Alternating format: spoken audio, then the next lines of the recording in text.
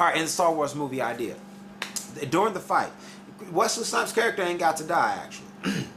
Better yet, Jackie Chan spares his life, which is what eggs on this war. This war of the Jedi.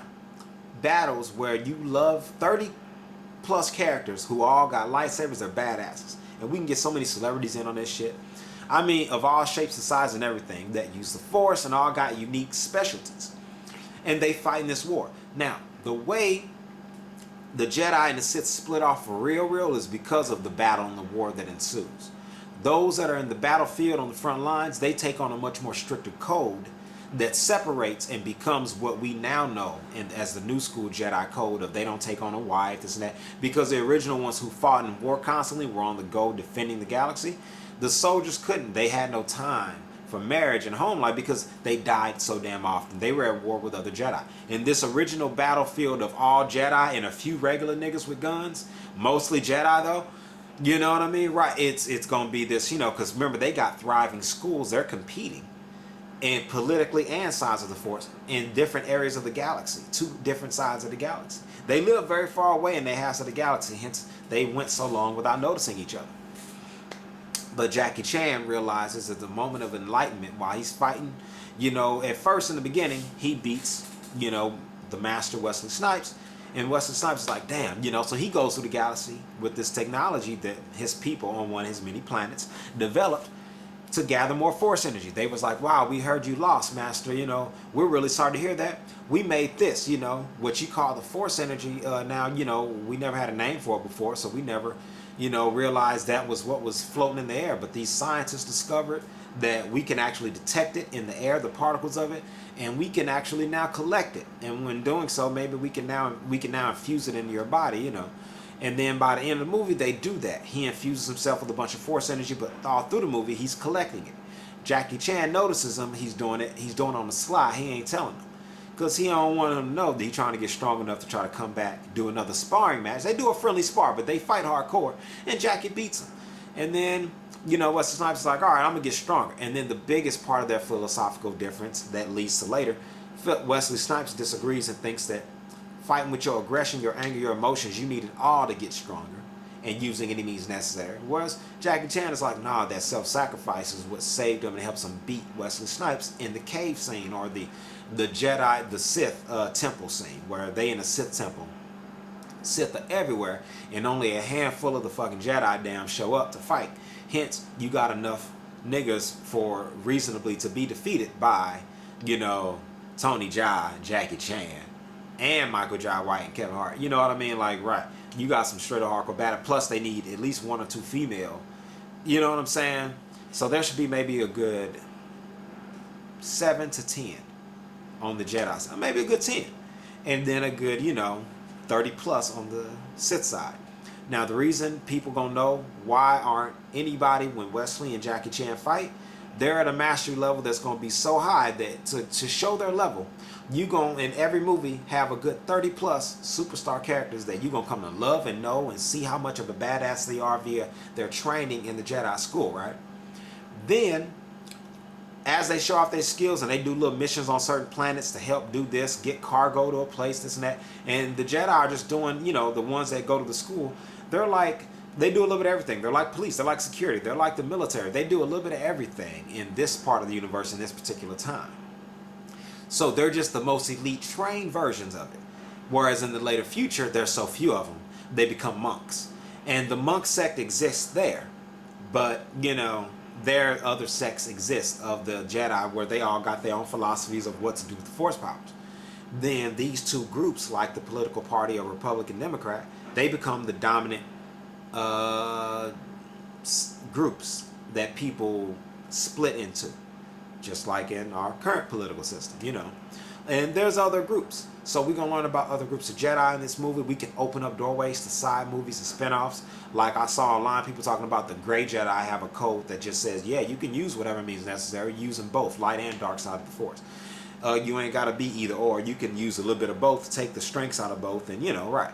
And eventually we can go into the whole Gray Jedi movies. Once people get tired of seeing light and dark side, just fight it out back and forth, which will be some great, amazing action-filled movies The gray Jedi, when the fighting gets too much, they eventually start to mount. They take over the galaxy. And you gonna root for them because you're like, well, basically, they're saying still be peaceful and fair if you can, but yeah, you can use any and all force powers available to do so.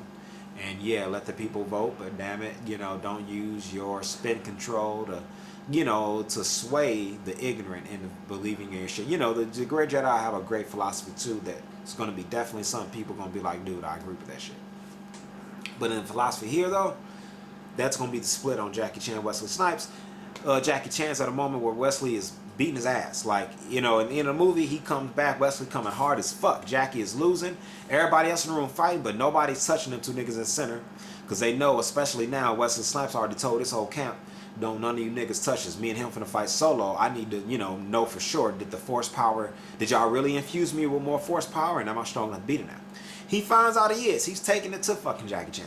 He wearing a nigga out, with this aggressive two-saber form, and Jackie is using a staff form, and then fucking at one point maybe he switches to a saber form, and then Jackie is about to give up, and he starts meditating, on the light side of the force.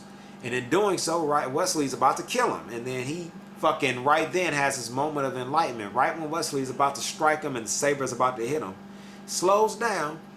Then Jackie Chan fucking force energy stops that bitch, and then he learns a new force power that they hadn't used at that point yet, which is like force absorb.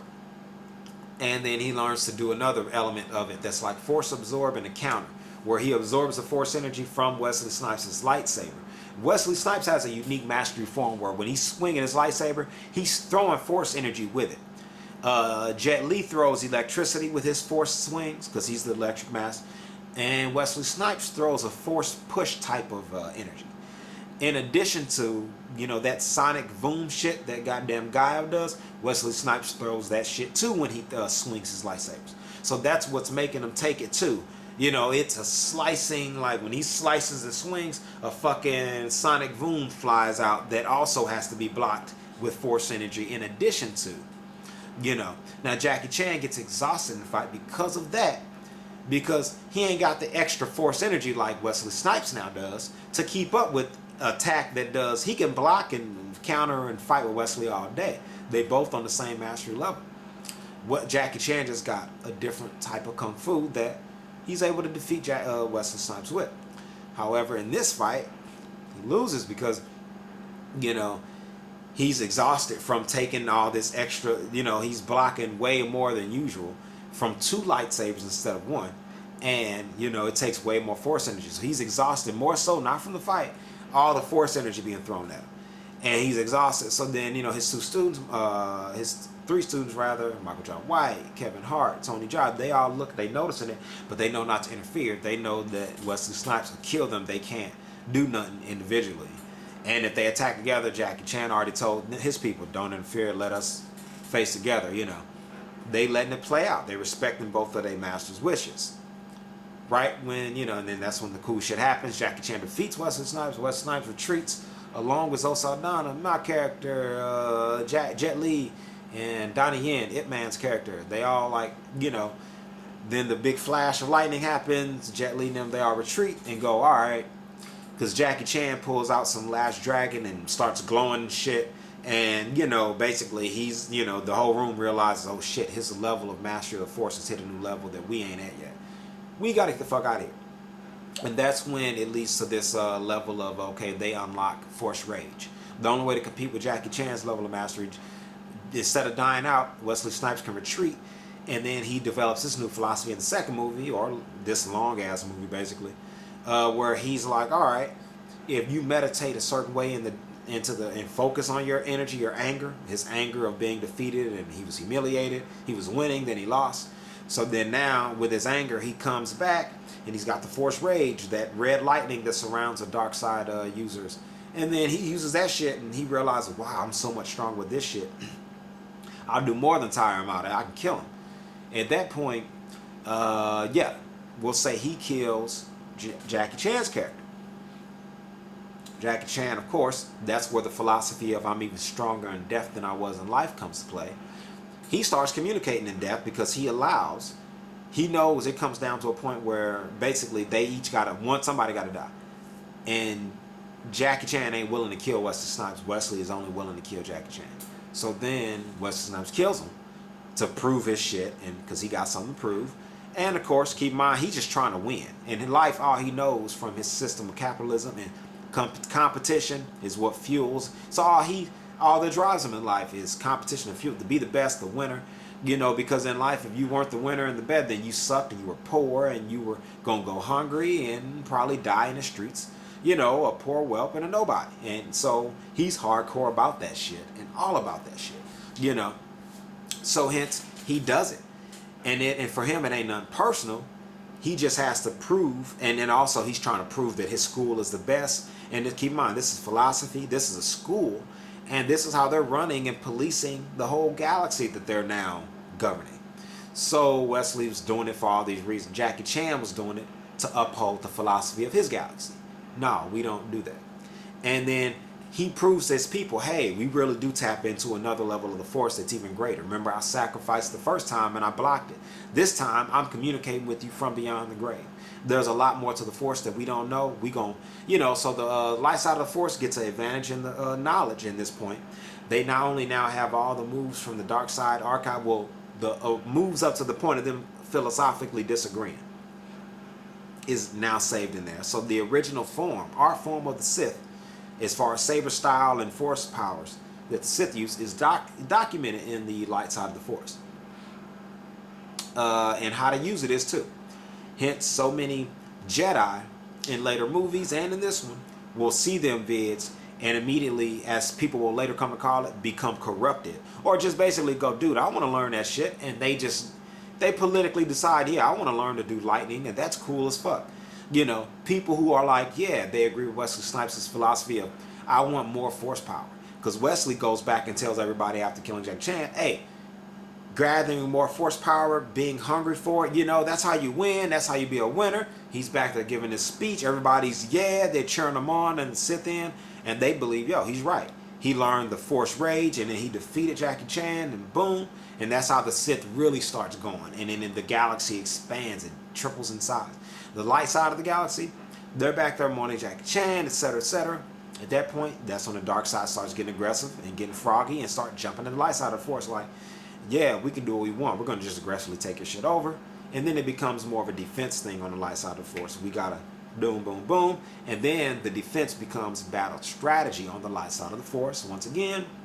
And that fuels more movies and more needs to fight. So now you got battlefields where you got these stars who are fucking brilliant, great stars. They brilliant fighters. We see them in the school academy training other Jedi, this and that. They hit the battlefield, and then whoever's a more badass than them is gonna kill them off, etc. So every movie is gonna be some Game of Thrones type shit where this character you came to love through this whole damn 30 minutes of cinema dies off like that because the master, like Wesley Snipes or Jackie Chan, to show off their level of mastery, they'll kill them motherfuckers in one swing with these to show you that, hey, these are all badasses, but these two motherfuckers is on a whole different level of badassery. You know what I mean? Same as Jet Li character. Down the end, they gonna kind of show how they're tiered off power-wise and what the understudies is working their way up to. They're all called master, but they different levels of mastery. And then the competition is really mainly between Jackie Chan and Wesley Snipes. Jet Li is like, fuck it, I ain't got shit to prove. He ain't in on the competition. He just focuses strictly on building his galaxy and running his shit his way. He wants his own domain. You know, in a later movie, they can just basically say, hey, he got so powerful and people ignored him so long that were competing. This nigga really does build his own fucking successful galaxy off in a forgotten area because they forgot to pay attention to this motherfucker. So now he expanded and he taking over with his fucking means of technology, etc. He becomes a whole different sect of dark side that's the enemy of both dark side and light side, and then that could be a later movie plot where they team up and they got to fight Jet Li specially trained people that, you know, they're using metal in the force and they're really electric based and boom. And in their galaxy, it's damn near impossible to fight them. So there's another need for new weapons, new force powers, all kinds of shit to expand on this already amazing fucking franchise. Anyways, Can Rock Man, and that's the ideas for now. 15 minutes in. Peace, nerd.